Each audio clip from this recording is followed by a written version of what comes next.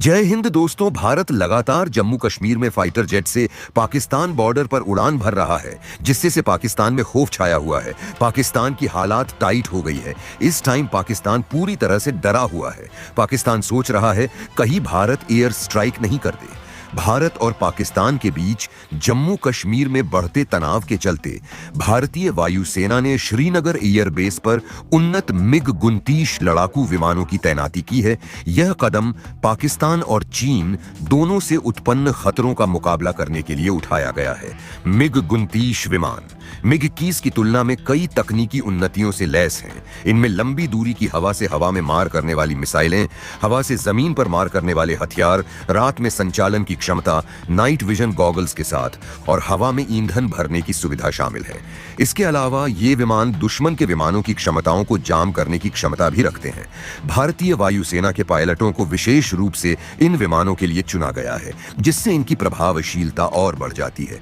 हाल ही में 22 अप्रैल 2025 को भारतीय प्रशासित कश्मीर के पहलगाम में एक आतंकवादी हमले में 26 पर्यटकों की हत्या कर दी गई थी।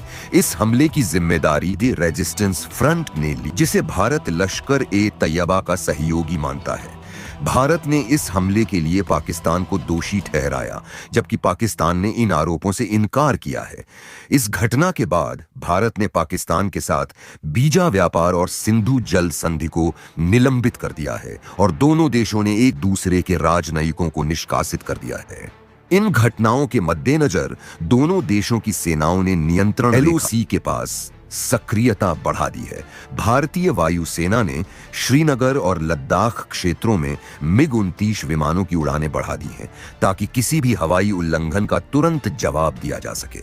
पाकिस्तान ने भी अपने वायुसेना को हाई अलर्ट पर रखा है और दावा किया है कि उन्होंने 2 भारतीय ड्रोन को मार गिराया है।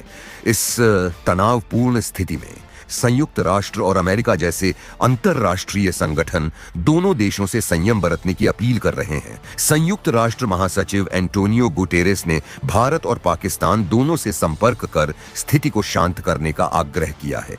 भारत की यह सैन्य तैयारी न केवल पाकिस्तान से उत्पन्न खतरों का मुकाबला करने के लिए है, बल्कि चीन के साथ लद्दाख क्षेत्र में संभावित संघर्षों के लिए भी है।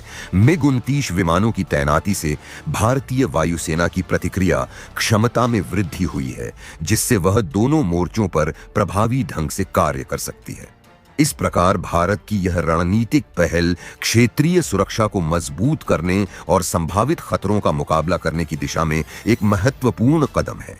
भारत के राफेल के मुकाबले चीन के पास कौन सी मिसाइलें जिनके दम पर उछल रहा पाकिस्तान सेना, वायुसेना और नौसेना भारत की सीमा के नजदीक युद्धाभ्यास कर रही हैं। इनमें टैंकों से फायरिंग से लेकर लड़ाकू विमानों की मिसाइलों के साथ गश्त और समुद्र में नौसेना का लाइव फायर ड्रिल भी शामिल है। बड़ी बात यह है कि भारत से तनाव में चीन जिन हथियारों को प्रदर्शित कर रहा है, उनमें अधिकतर चीनी मूल की हैं। भारत से तनाव के बीच पाकिस्तान लाइन ऑफ कंट्रोल पर लगातार उकसावे की कार्रवाइयां कर रहा है।